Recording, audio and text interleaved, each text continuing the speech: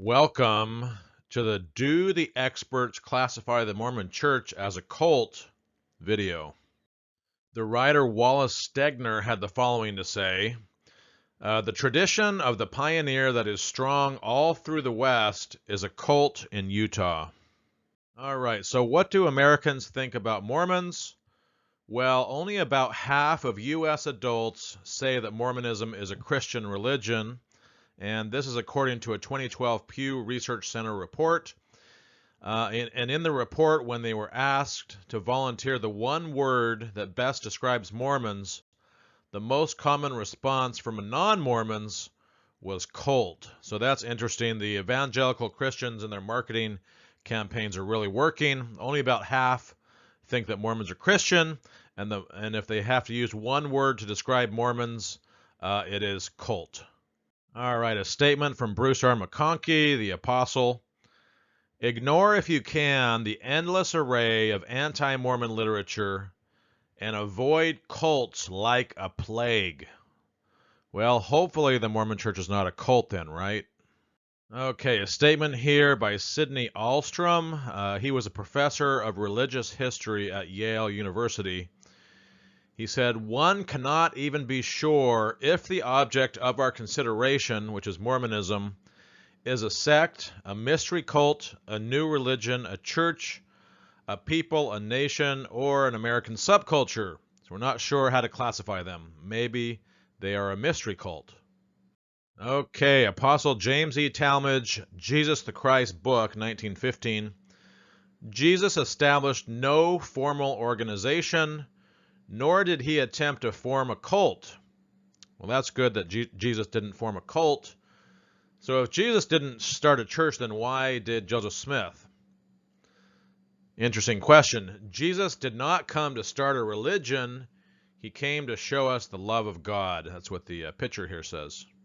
Okay, a statement by D. Michael Quinn in his book, The Mormon Hierarchy, Extensions of Power.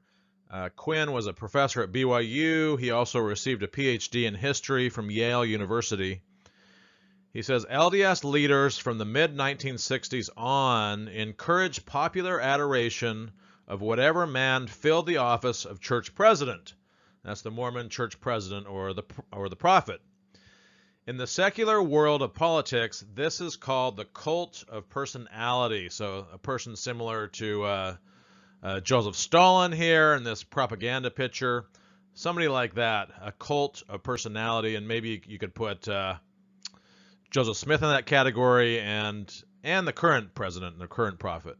All right, an interesting story here about Dennis Rodman. He's an NBA basketball player, or he was. Rodman said that he didn't like playing around the effing Mormons. And his coach, Phil Jackson, said that Dennis did not understand that Mormonism was some type of a cult or a sect. So in a way, Phil Jackson just made it worse by saying that Mormonism was some type of a cult. Dennis was fined $50,000. I think that was the largest fine at the time in the history of the NBA.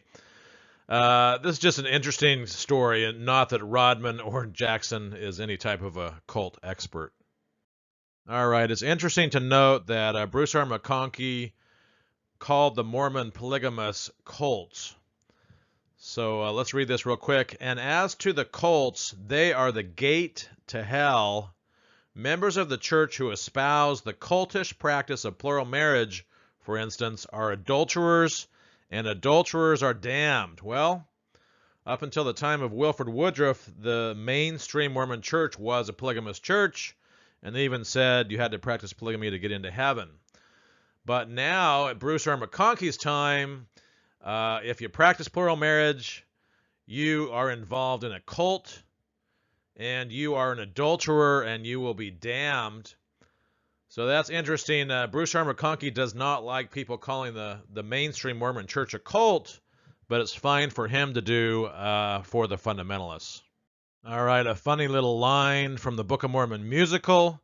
It's a line from the general. He's pictured here on the right with the bullets. Are you telling me everyone in the village is now joining some religious cult? All right, why do some people say that your church is a cult This was a question given to the Apostle M. Russell Ballard, and he answered in the following way. I think it is a matter of misunderstanding. I think it's a matter of characterization that has grown up over the generations of time by the lack of understanding. Okay, up to October 2012, on the Billy Graham Evangelist Association website, they called the Mormons a cult. All the way up to 2012, they were a cult. And then Billy Graham decided to support Mitt Romney in his run for the presidency. And he decided to take this down and stop calling the Mormons a cult on their website. So they removed this language from the website, lumping Mormons together with Jehovah's Witness, the Unification Church or the Moonies, and the Scientologist. And the other ones are cults, but the Mormon no longer called a cult, according to Billy Graham. Okay, Henry D. Moyle is kind of an unknown general authority, but he was an apostle and a member of the first presidency in the early 1960s with David O. McKay. And this is a statement by his son, Henry D. Moyle Jr. You can find this in Greg Prince's book, 2005. It makes a big difference how they accept you if they think that you're of substance rather than just some little cult. And I think that's what my father, Henry D. Moyle, did. He differentiated us from being a cult to being a substantial religious organization. So that's just something kind of interesting. All right, so it kind of goes without saying that the Mormon Church does not like being called a cult. It's a negative connotation, of course. In the Encyclopedia of Mormonism 1992, they put in the following. Social scientists generally agree that the Church of Jesus Christ of Latter-day Saints is no longer properly classified as a cult and should instead be viewed as a new religion. So this is debatable. Of course, this is what the church is going to say, but we're going to go into some other experts in this video to see if they agree. Okay, a statement here from the book LDS Beliefs, a doctrinal reference 2011. A growing number of religious leaders and scholars have chosen to jettison the word cult in describing Mormonism, fully cognizant of the offense that it causes. All right, Bruce R. McConkie, Mormon Doctrine. The reorganized people had not been able to induce as many as 1,000 original church members to join their cult. So there he is calling the reorganized church a cult. Now they're now called the Community of Christ, as well as the other polygamous groups. Okay, the prophet Gordon B. Hinckley went on the TV show 60 Minutes in 1995. He was interviewed by Mike Wallace. And Mike Wallace asked the question, there are those who say that Mormonism really began as a cult.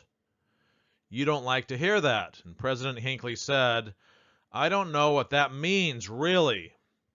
Really? He doesn't know what a cult is? But there he is. He's saying he doesn't know what a cult is.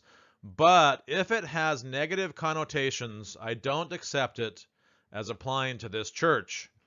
People may have applied it. They may have applied it in the early days, and we're going to go through some other statements of experts that say that the Mormon Church was a cult in the early days, but is not now. So that may be what he's referring to. But look, here is a great church now. There are only 6 churches in America with more members than this church. We are the second church in membership in the state of California. We are reaching out across the world. We are in more than 150 nations. This is a great, strong, viable organization with a tremendous outreach across the world. I don't know how many could so describe it. We are not a weird people. It's kind of a funny statement. We are not a weird people. Well, just because the church has millions of members doesn't mean that it's not a cult. And we're going to go through, like I said, some cult experts who say that it is a cult. Okay, Debbie Layton's Seductive Poison Book, 1998 statement. It's regarding her membership in the Jim Jones People Temple cult. That's Jim Jones pictured above here.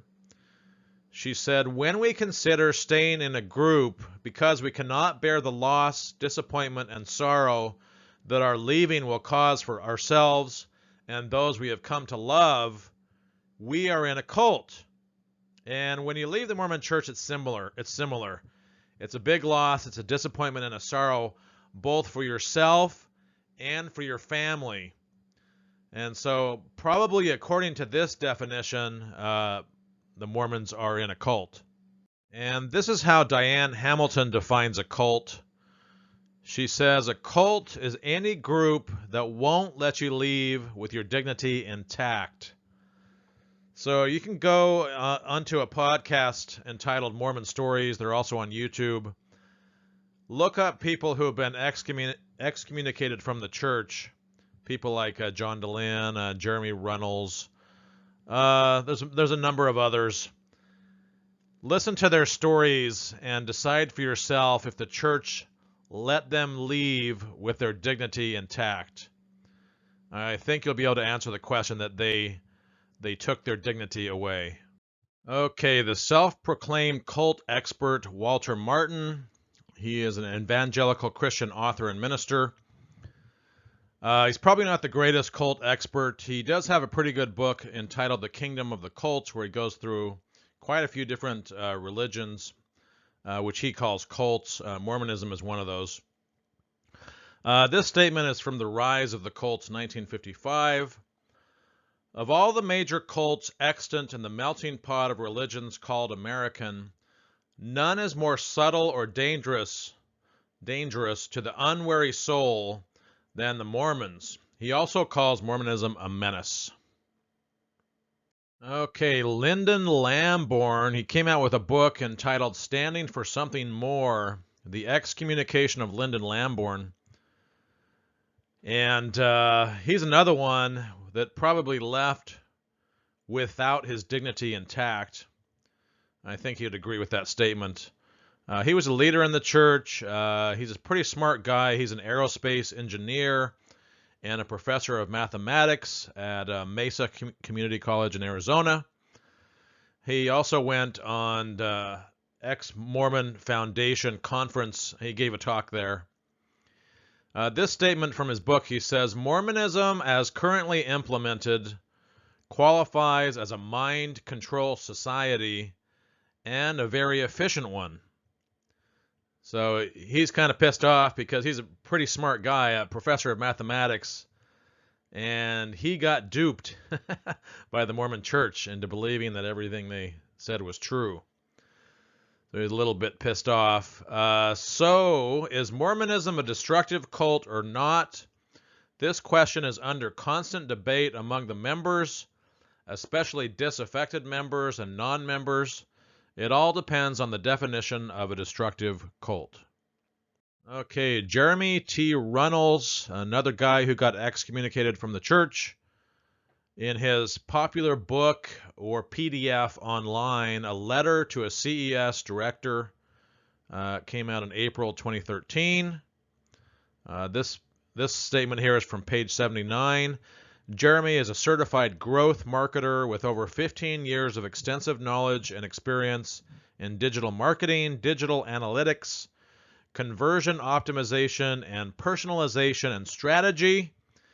He's done a lot of research into the church, and he put out this letter to a CES director to sum it all up. So in this statement, he talks about cults. As a believing member, I was deeply offended by the accusation that the church was a cult. How can it be a cult when we're good people who are following Christ, focusing on the family, and doing good works in and out of the church that bears his name? When we're 14 million members, what a ridiculous accusation. It was only after I lost my testimony and discovering for the first time the strengthening of the church members committee. That's kind of a spy organization by the church who spies on people like Jeremy Runnels, who are causing problems for the church, posting up research that they find on the internet. And doing things the church doesn't want them to do, so they spy on you. That's what the Strengthening Church Members Committee is. So he mentions that, and the anti-intellectualism going on behind the scenes, that I could clearly see the above cultish aspects of the church and why people came to the conclusion that Mormonism is a cult. And here's Jeremy Runnels on the left side of the couch doing one of his interviews with John Dehlin on Mormon Stories. I believe if you type in Jeremy Runnels Mormon Stories on YouTube, you can watch these. All right, and here's his book. It's also available free online. CES Letter, My Search for Answers to My Mormon Doubts, Jeremy T. Runnels. He got excommunicated for putting this out. Okay, the Ostlings also made a comment about the Strengthening Church Members Committee in their book, Mormon America, The Power and the Promise, 1999. The files of the Strengthening Church Members Committee are only one aspect of a meticulous system of internal discipline through which contemporary Mormonism operates more like a small cult than a major denomination, spying on people that are giving them trouble, like the KGB, people like Jeremy Runnels. Okay, so here's another slide on the Strengthening Church Members Committee. I guess at one time, the general authorities that were in that committee were Christofferson, Zwick, Robbins, and Evans. Maybe they're not all general authorities. Anyway, this statement came out in the Deseret News in 1993, basically admitting that this really was a thing. Elder Oaks, that's Dallin H. Oaks, he's an apostle of the church, explained that local leaders are informed by the church headquarters about members who may possibly be violating church standards. The church's Strengthening the Members Committee pores over newspapers and other publications and identifies members accused of crimes, preaching false doctrine, criticizing the leadership, or other problems. That information is then forwarded on to the person's bishop or stake president, who is charged with helping them overcome problems and stay active in the church. And I think this committee was active in John Dehlin's excommunication, probably Jeremy Runnels and others. Okay, the editors of the MormonThink.com website, in the glossary, an article, Scientology and Mormonism, comparing the two religions. Why is it that many former members of Scientology and Mormonism candidly admit that they were brainwashed when they were members of either of these two religions? It is remarkable that people who leave Scientology and Mormonism say they can see so clearly now that they were manipulated and lied to as members. It is only when people actually leave cults and cult-like groups that they recognize that they were brainwashed into believing some pretty crazy stuff, pretty crazy things. Ex-members of Mormonism can feel silly for believing that polygamy was commanded by God, or that Book of Mormon people arrived in the New World in submarine-type ships, or that God cursed people with a black skin when they disobeyed him, and then turned them white again when they followed him. Okay, a meme here. Got Tom Cruise pictured here, who of course is a famous Scientologist. He's done a lot to recruit people into the cult. It says, Scientology making Mormons look sane since 1952. And I have to admit it, Scientologists are even a lot more crazy than the Mormons. All right, so one of the main experts that we're going to use in this video is Stephen A. Hassan. That's how you say his last name, Hassan. He is one of the foremost authorities on cults and mind control. He has been involved in educating the public about mind control, controlling groups, and destructive cults since 1976. He holds a master's degree in counseling psychology from Cambridge College. He is a licensed mental health counselor in the Commonwealth of Massachusetts, and he is a nationally certified counselor. He has written He has written 4 books on cults that have received extensive praise from former cult members, families of former members, clergy, cult experts, and psychologists. His first one and probably most famous one, Combating Cult Mind Control, which came out in 1988, but has an edition in 2015. Releasing the Bonds in 2000, Freedom of Mind in 2012, and then just last year, The Cult of Trump. Okay, so here is the cover of Combating Cult Mind Control, the #1 best-selling guide to protection, rescue, and recovery from destructive cults. And his next book, Releasing the Bonds, Empowering People to Think for Themselves, Stephen Hassan, America's leading cult counselor. And here's the cover of Freedom of Mind, Helping Loved Ones Leave Controlling People, Cults, and Beliefs. And here is his latest book, which came out in 2019, The Cult of Trump. A leading cult expert explains how the president uses mind control. Okay, so here is a statement by Hassan from his first book. At the suggestion of a senior member, I, Hassan, had done a 40-day indemnity condition, giving up my friends and family for 40 days, not seeing them or communicating with them in any way. This is a practice used by several cults, and in particular about the 2-year missions, or the 2-year Mormon missions, where they are kept from their families. Now, I have to admit that I went on a 2-year mission, and that was the time when I really got indoctrinated, that 2 years. Before then, I really didn't care that much about the church. I was just kind of a cultural Mormon. Didn't really get into the doctrine. But then they really indoctrinate you in that 2-year period. But thankfully for me, it didn't last too long, and kind of saw the light when I was in college.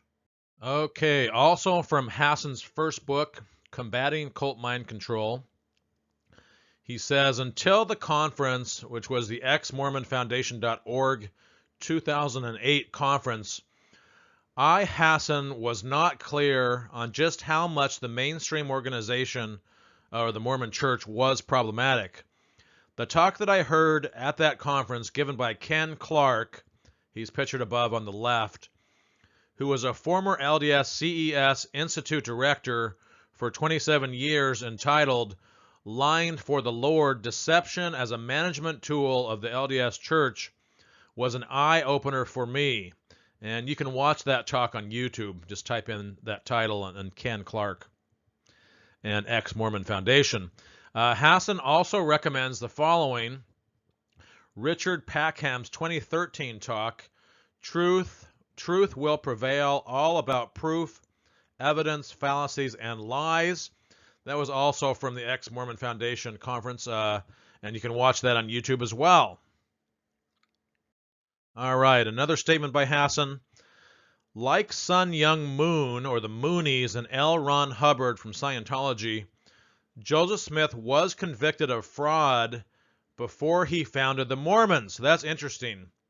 Sun Young Moon convicted of fraud, L. Ron Hubbard convicted of fraud, and Joseph Smith convicted of fraud before they started their religions or their cults. And we actually have the court bill of the March 1826 trial of Joseph Smith Jr. You can see that up pictured above. He's identified as a glass looker, and he is arrested on charges of being a disorderly person and an imposter in regards to fraudulent treasure hunting endeavors. This from the Justice Albert Neely, 1826. Okay, and Hassan gave a presentation at the ex-MormonFoundation.org conference in 2008. That's where you heard one of those speeches that he was talking about.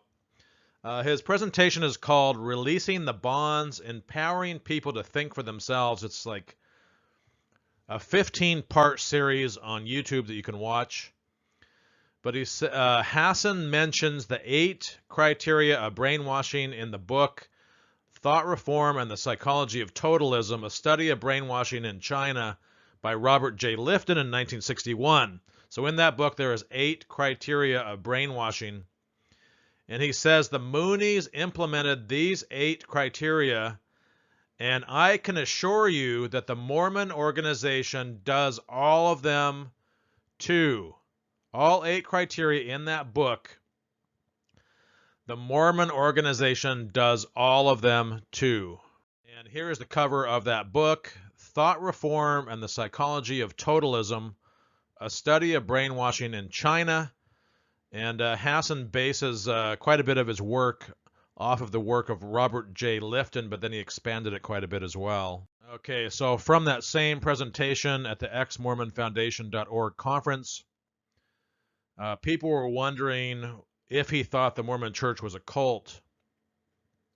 And in the presentation, he says, in regards to the question of whether the Mormon Church is a cult, Hassan said, if it looks like a duck, quacks like a duck, it's a duck. Basically saying, yes, the Mormons are a cult. And then there was a big applause by all the ex-Mormons that were there, because obviously they think that it's a cult as well. And just because it's been around for a long time and it's infiltrated the mainstream doesn't make what they're doing kosher. And at the same conference, Hassan said, in regards to the Mormon Church's tax-exempt status, Hassan said the following: why are we funding groups that lie, that defraud people? The comedian George Carlin had something to say about this as well. He said, you know what we ought to do with the churches? Tax them. If holy people are so concerned with politics, government, and public policy, let them pay the price of admission like everybody else. And recently we found out just how rich the Mormon Church is. In their investment fund, Ensign Peak Advisors is called, a whistleblower came out to the Washington Post and kind of spilled the beans on just how rich the Mormons are. In that fund, there was over $100 billion just in one investment fund. $100 billion that the Mormon Church has been stockpiling. By way of comparison, there's Bridgewater Associates. They have assets of $160 billion. Microsoft's cash position is $136 billion. Bill Gates' net worth is $111 billion. So, and he's the richest person in the world. So the Mormon Church has almost as much money as the richest person in the world. Harvard University's endowment is $50 billion. Bill and Melinda Gates Foundation, about $50 billion. The Mormon Church, $100 billion. Right around Microsoft or Apple's cash stock. Okay, an article entitled The Temple. This is on MormonThink.com again. I guess they're editors. It said, these Mormon temple rituals and ceremonies are evidences of a bona fide cult with their secrecy and threats.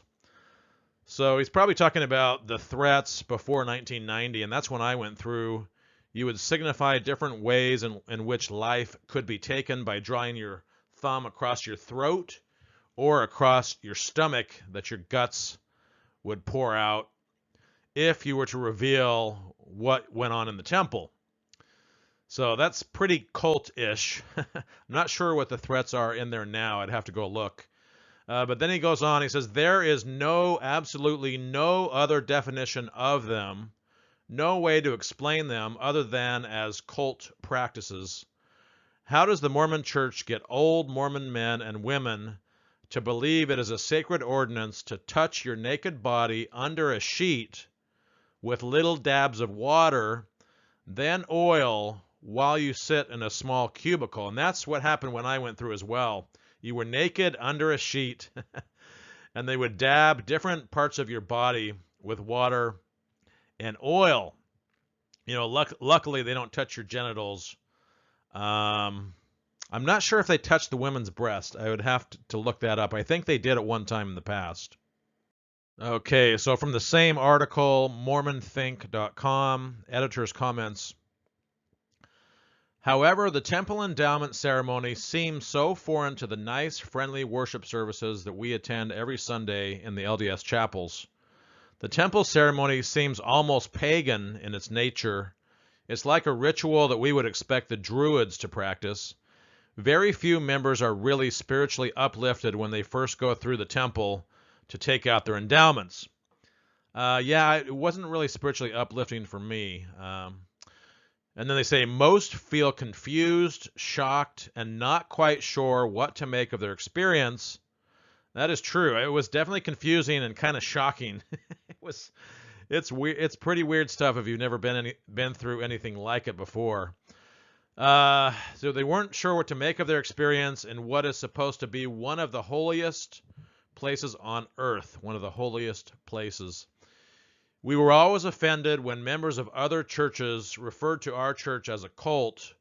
We never really understood why until we went through our first temple endowment ceremony.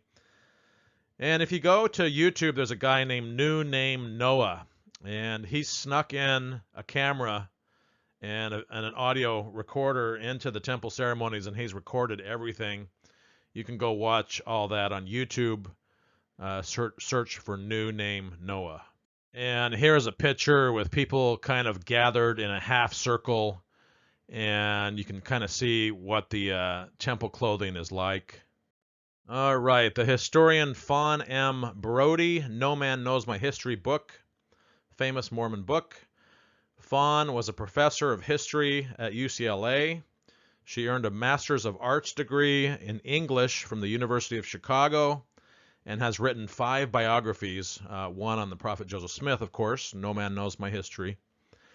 The elaboration of the temple endowment transformed the Mormon Church into a mystery cult. The secrecy, the pageantry, and the veiled phallicism appealed to very basic human instincts. Masonry took symbols from various ancient mystery cults, and we know that Joseph Smith stole liberally from Masonry for the temple endowment ceremonies and the other temple ordinances that you do in the temple. He took from Masonry, and Masonry took from ancient mystery cults, and that's why Fawn Brody says that the temple endowment transformed the Mormon Church into a mystery cult. Kind of like pictured above, I guess that's Stonehenge. People in a circle, all dressed in white garb, kind of a pagan mystery cult situation here. Looks very similar to what goes on in the temple. Okay, our next expert is Rodney Stark. He is an American sociologist of religion who was a longtime professor of sociology and of comparative religion at the University of Washington. Stark has a master's and a PhD in sociology from UC Berkeley, and he is presently the distinguished professor of the social sciences at Baylor University and co-director of the university's Institute for Studies of Religion. Stark has written over 30 books and 140 scholarly articles, and his book, The Future of Religion, which came out in 1985, won the Distinguished Book Award from the Society for the Scientific Study of Religion, and that's the book that we're going to quote from, The Future of Religion. All right, so in Stark's book, The Future of Religion, this is what he had to say. The destruction of Nauvoo and the murder of Joseph Smith by an angry mob testify to great tension within the environment. Clearly, Mormonism fits our definition of a cult.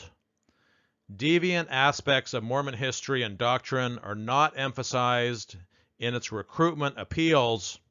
They give you the milk before they give you the meat, but tend to be submerged under a much more general and traditionally Christian orientation when the church confronts potential converts.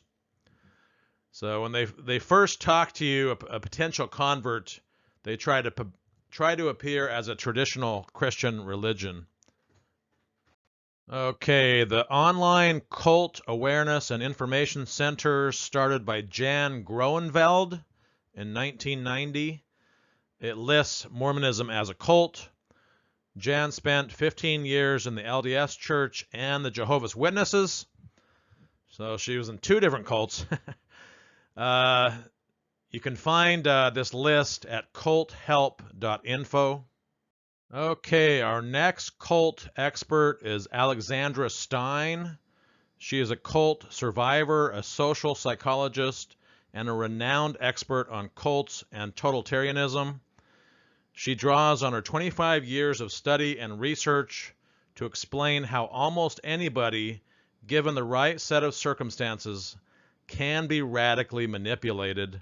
Formerly, she was an associate lecturer at Birkbeck, University of London, UK, and has also taught at the University of Minnesota in the US and the University of Westminster in the UK. She is the author of 2 books on cults. All right, so a statement here by Alexandra Stein. This comes from her book, Terror, Love, and Brainwashing. She says, as recruits enter more fully into the life of the group, the language and the messages change.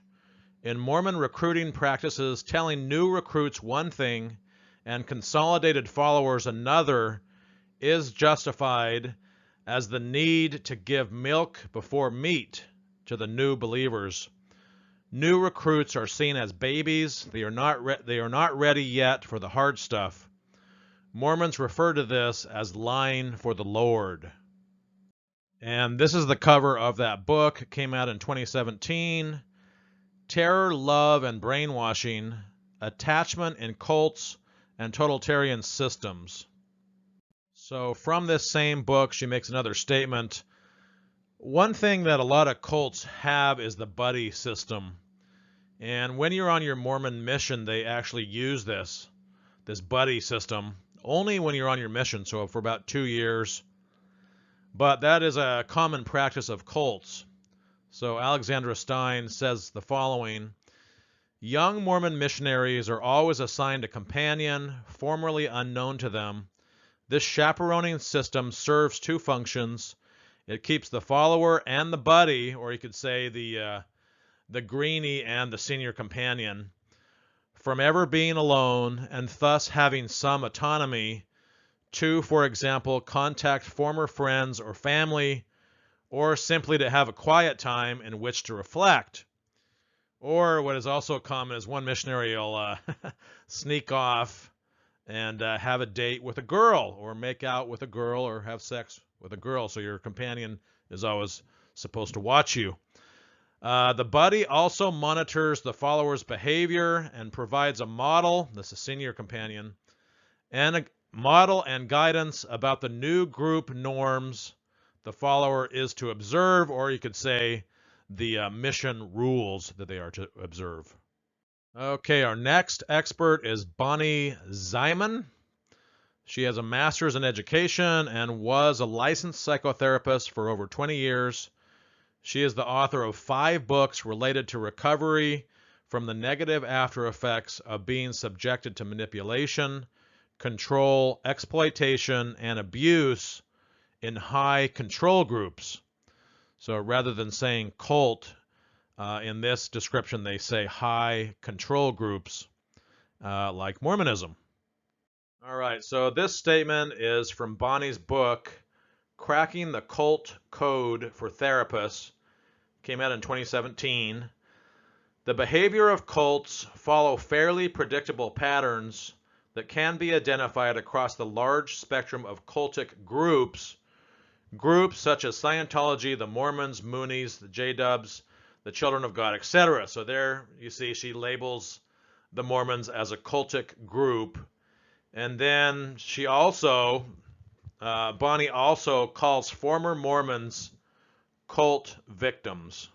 And here is the cover of her book, Cracking the Cult Code for Therapists, What Every Cult Victim Wants Their Therapist to Know, Bonnie Ziman. So any of you recovering Mormons may want to seek her out, Bonnie Ziman. I know that John DeLynn also does this kind of counseling.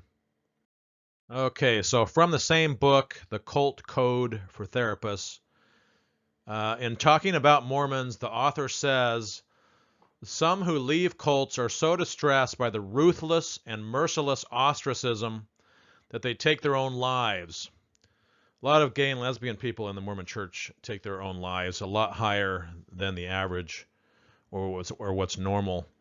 Other individuals post-cult live in fear of having lost God's approval and being doomed to destruction, darkness, damnation, and or hell. And that's also true for Mormons, outer darkness. Therapists can expect that a significant element of this threatened and punished client population will be grieving due to rejection and exclusion by their family who is still in the cult. That's true of Mormons.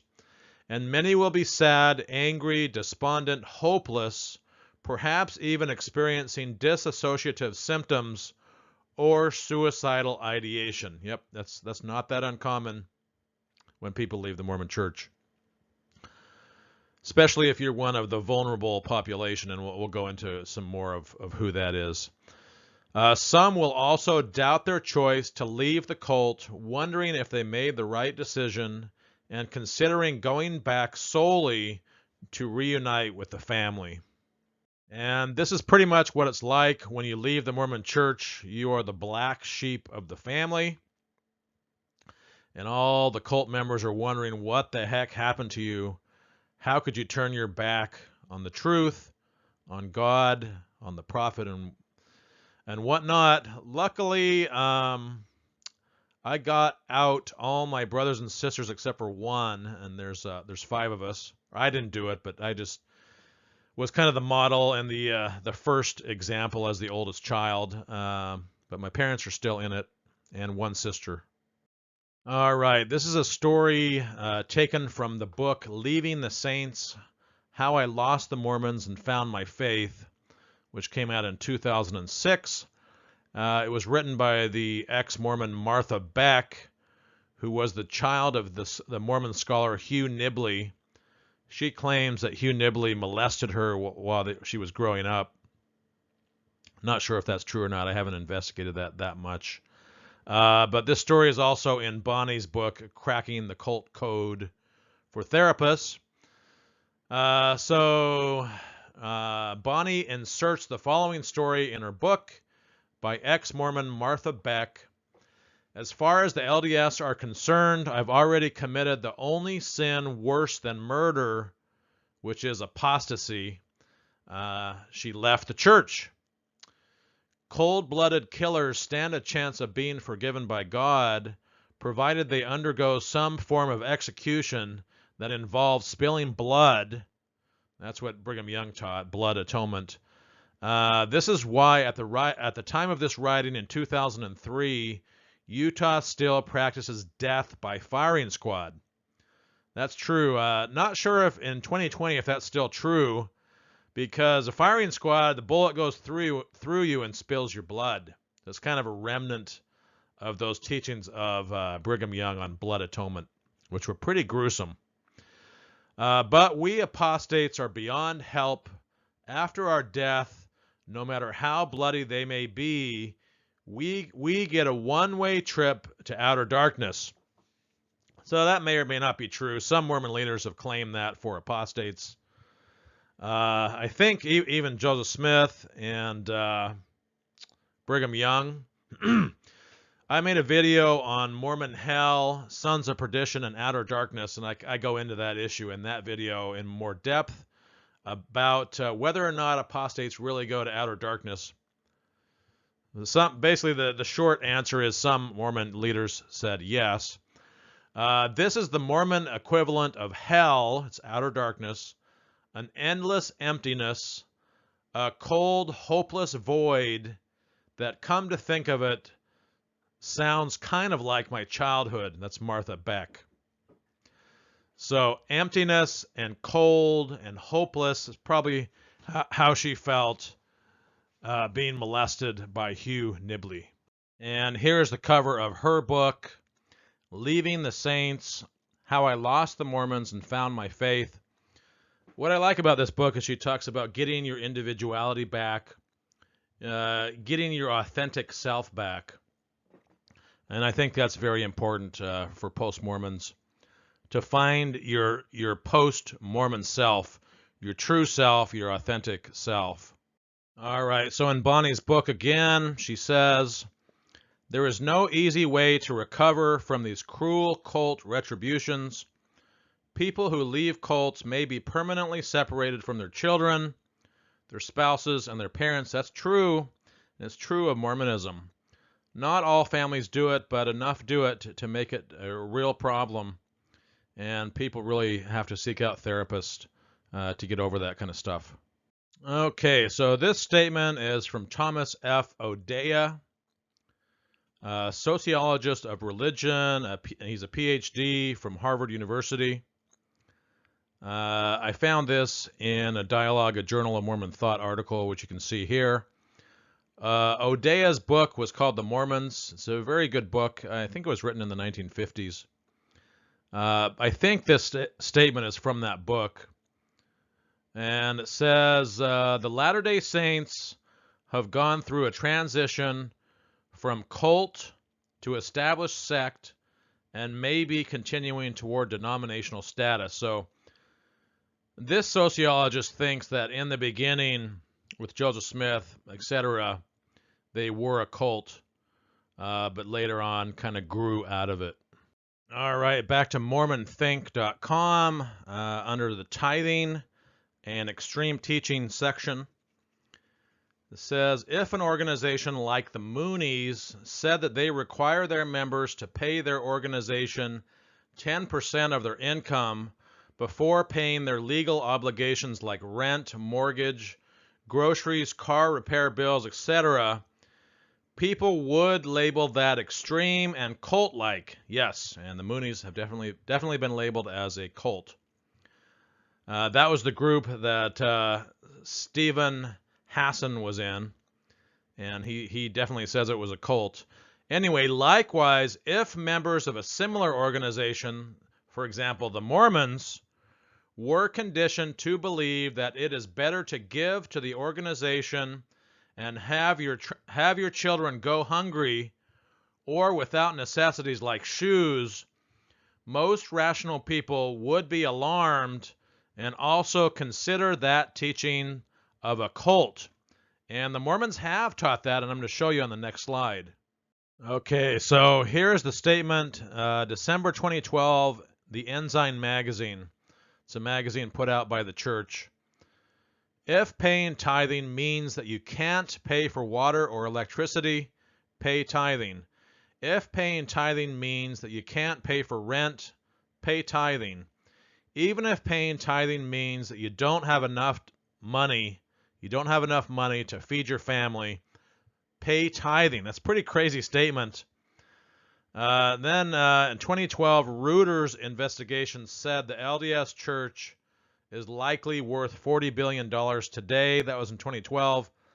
Now in 2020, we know that they're worth like $150 billion because of that whistleblower at Ensign Peak Associates. All right, our next expert is Marlene Winnell.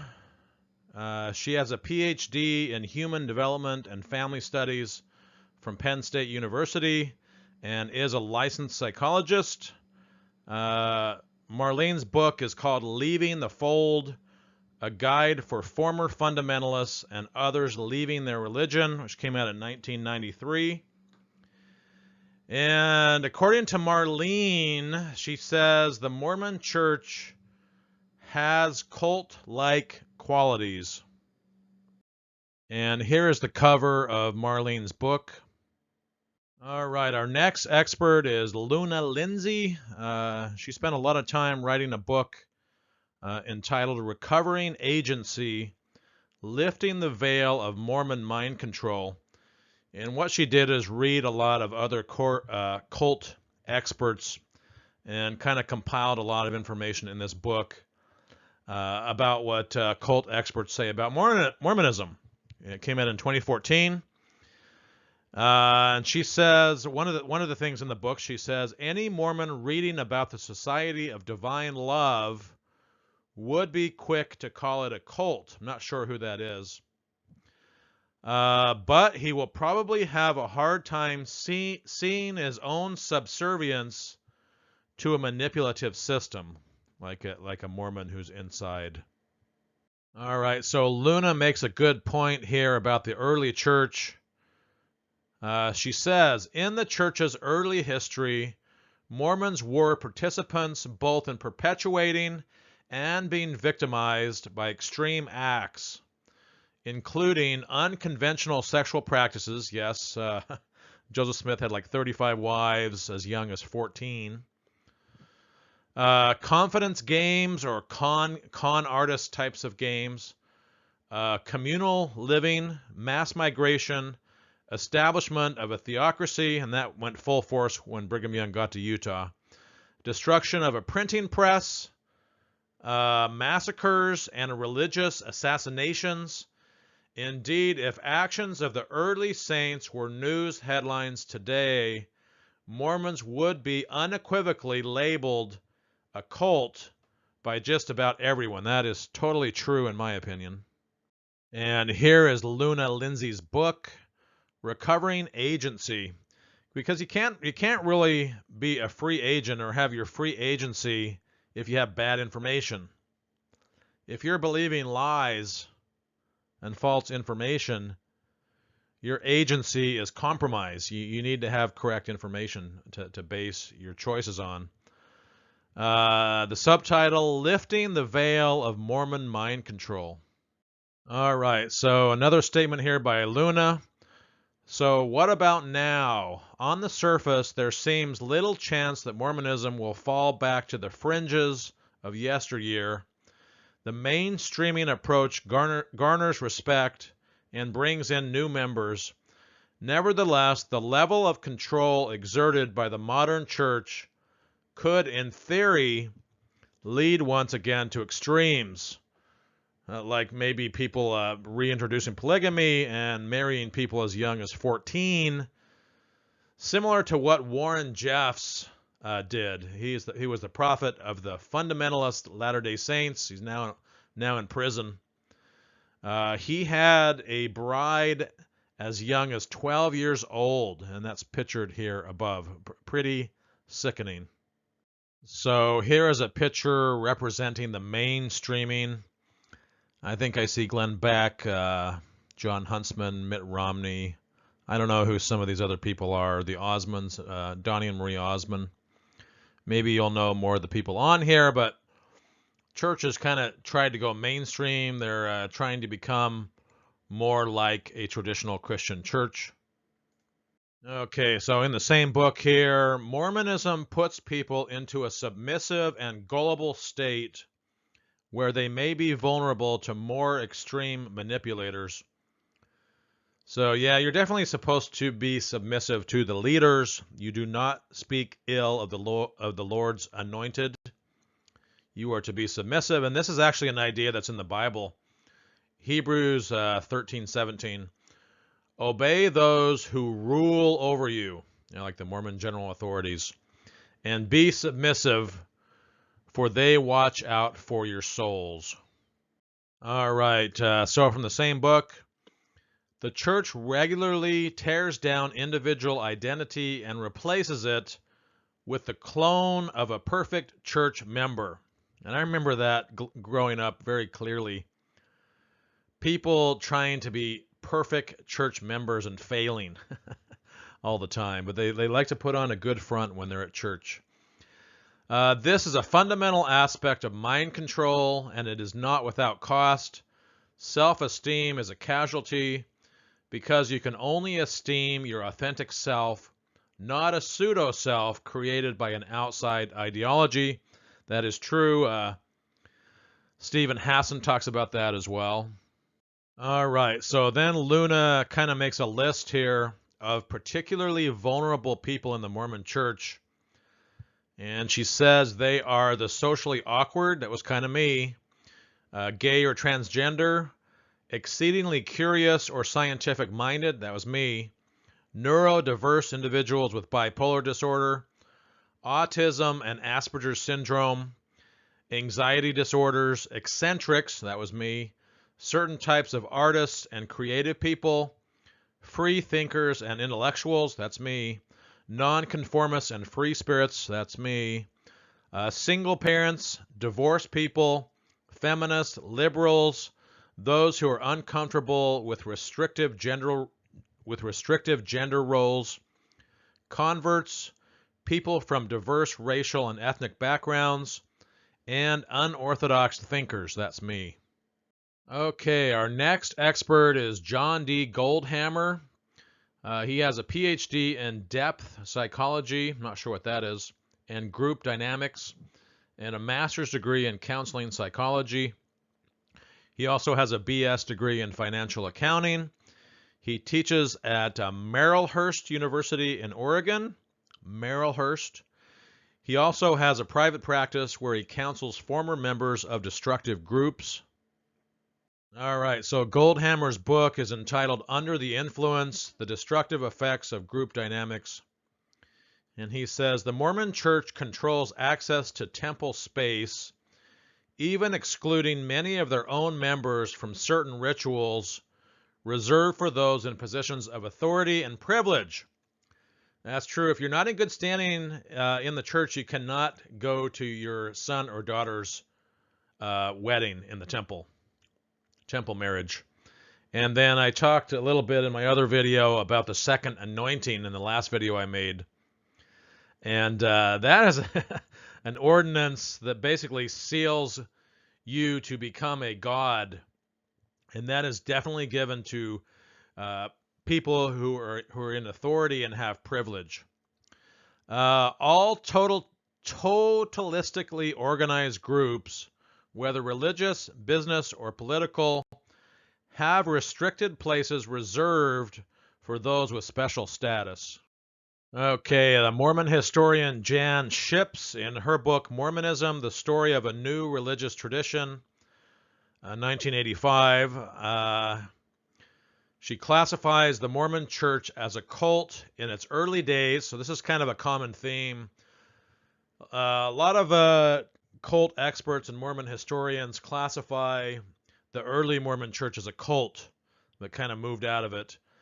So she says Mormonism moved along the rigorous and treacherous path from cult to religious tradition. All right, this is from the book Leaving Mormonism, Why Four Scholars Changed Their Minds. It's got 4 authors. This came out a couple years ago. Talking about the church keeping information from its members, disseminating it out when they desire to, and keeping certain things under wraps. So it says, in Mormonism, as in other pseudo-Christian cults, the organization's leadership sets itself up as a shield to protect its members from factual information it regards as potentially harmful. Yep, they do that. It must concentrate its efforts on guarding them from their own past. Yep, disseminating historical information as they choose, regulating how and when it will be disseminated. Okay, our next expert is Ronald Enroth. Enroth has been a professor of sociology at Westmont College in California. He received a master's and a PhD from the University of Kentucky. He is the author of 6 books on cults. And he says in Christianity Today, in an article, it is not unusual for me to find students who are surprised to learn that the Mormons are a cult. And then in one of his other books, The Lure of the Cults and New Religions, he says, included under the heading of established cults are the Mormon Church, Christian Science, and Jehovah's Witness. So Mormon Church is under the heading of established cults, according to Enroth. Okay, our next expert, Anthony A. Hoekema. Not sure how you say that. He has a doctorate of theology from Princeton Theological Seminary. He was a pastor at several Christian Reformed churches. He became an associate professor of Bible at Calvin College. And you can read the rest here. All right, and Anthony Hoekema wrote the book, The 4 Major Cults. And guess what was one of those major cults? Yep, it was Mormonism. He classified the Mormon Church as one of 4 major cults in America. Okay, Isaac Bonewitz, the Advanced Bonewitz Cult Danger Evaluation Frame. He had the following to say: the Mormons were the Moonies of the 19th century. So again, he's saying they're a cult back in the early days of the church. At least in terms of being an unusual minority belief system that many found shocking at the time. And here we have a picture above of the Moonies, the leader of the Moonies, not sure what his name is. He considered himself to be the Messiah, the new Messiah. All right, we now have a statement by Robert Heinlein. I'm not sure how you say that. Heinlein. I think he's a popular sci-fi writer. I believe this is from the book Stranger in a Strange Land. And he says, he's not a cult expert. This is just an interesting statement. How else could I have ignored all the logical impossibilities, all the disconfirming evidences, all the indications, just through the normal course of church activity, that there was something wrong? There was something wrong with my head. Heck, what else did put it on the shelf really mean except make yourself unconscious of what you are now conscious of? Interesting, huh? And the Mormons use that when they have doubts. He put it on the shelf. I was stuck on some quest, the goal of which seemed to increasingly restrict my consciousness to the point where it was operating just enough to be able to recognize commands from my church controllers, understand them, and then obey them. The end. That, after all, is the climax and culmination of life in a cult. What a waste. And especially if you're interested in true information, it is definitely a waste. Okay, so a quick statement from Sandra Tanner. Sandra is a longtime expert on Mormonism, along with her husband, Gerald Tanner, who died quite a few years ago. They put out a lot of good material through the Utah Lighthouse Ministry. And she says, Mormons object to the application of cult to Mormonism, but it fits many of the basic elements. And then in her bookstore, she has a lot of different books on cults, and Mormonism being one of the cults. Okay, Richard Baines. His book is One Nation Under Gods. Notice the plural, under gods, because Mormons believe in a plurality of gods. Subtitle, A History of the Mormon Church, came out in 2002. Baines is an expert on cults and has written 12 books on the subject. He is a lecturer and has appeared on hundreds of radio and TV programs. And he said in that book, One Nation Under Gods, is it fair to put groups as dissimilar as the Branch Davidians, that was David Koresh's group in Waco, and Mormonism into one large cult category? Some religion researchers believe so, as long as great care is taken when stating exactly why a certain religious body is a cult. And then in the same book, he said, from a sociological perspective, the primary indicator of a group's cultic nature is a complete withdrawal from the society into a communal, isolated lifestyle. For example, early Mormonism in Missouri, Illinois, and Utah. They're pretty isolated and wanted to have their own kind of communal system. Just study the United Order. Sociological red flags tend to appear more frequently in groups that run afoul of the law. And then he says, which is exactly what took place in early Mormon history. Yep, they were breaking laws, and you can read about that in the history. They were. We won't go into that right now. Okay, and in the same book, Richard Baines says, in reply to the question, is Mormonism a cult? A very strong case can be made for saying yes. A very strong case can be made for saying yes, certainly from a theological perspective, because it's so much different than the traditional Christian religion, and arguably from a psychological perspective. Mormon leaders, of course, bristle at such accusations. Okay, our next person is Dr. Robert Jeffress. He's not a cult expert, but he is an expert on Christianity and the Bible. He has a Doctor of Ministry from Southwestern Baptist Theological Seminary in Fort Worth, Texas. And in 2010, he was awarded a Doctorate of Divinity degree from Dallas Baptist University. And he is the senior pastor of the First Baptist Church in Dallas. And he called the Mormon Church a theological cult, not a sociological one, but a theological cult, because it's so deviant from traditional Christianity. And he made this statement on TV, I believe, during the campaign of Mitt Romney. Okay, our next experts are Irving Hexham, and Carla Powie. Not sure how you say that. Powie. Irving is a professor of religious studies at the University of Calgary in Alberta, Canada. Carla was a professor of anthropology at the University of Calgary. Irving has a master's degree in religious studies and theology from Bristol University and a PhD in history from the University of Bristol. Carla is the author of 10 academic books and 50 peer-reviewed articles. She received her PhD in anthropology from the University of New Mexico, and they call the Mormon Church a cult and compare them to the Moonies in their book, Understanding Cults and New Age Religions, 1986. Okay, here's a little tidbit of information from Wikipedia, governmental list of cults and sects.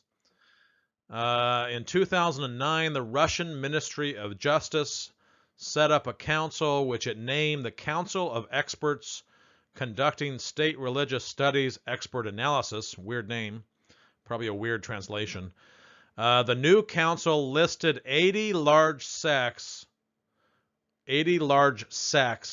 which it considered potentially dangerous to Russian society. Large sects were listed, including the Church of Jesus Christ of Latter-day Saints, or the Mormons, the Jehovah's Witnesses, and what the council called Neo-Pentecostals. So interesting that Russia labels the Mormon Church potentially dangerous. And finally, the Mormon Church is classified as a cult by the Watchman Fellowship, an independent Christian research and apologetics ministry. The Mormon Church is listed on their Index of Cults and Religions. So the Watchman Fellowship, Inc. List. And that's going to do it for this video. I hope you enjoyed the research I did, and maybe opening your eyes to a few more experts about whether or not the church is a cult.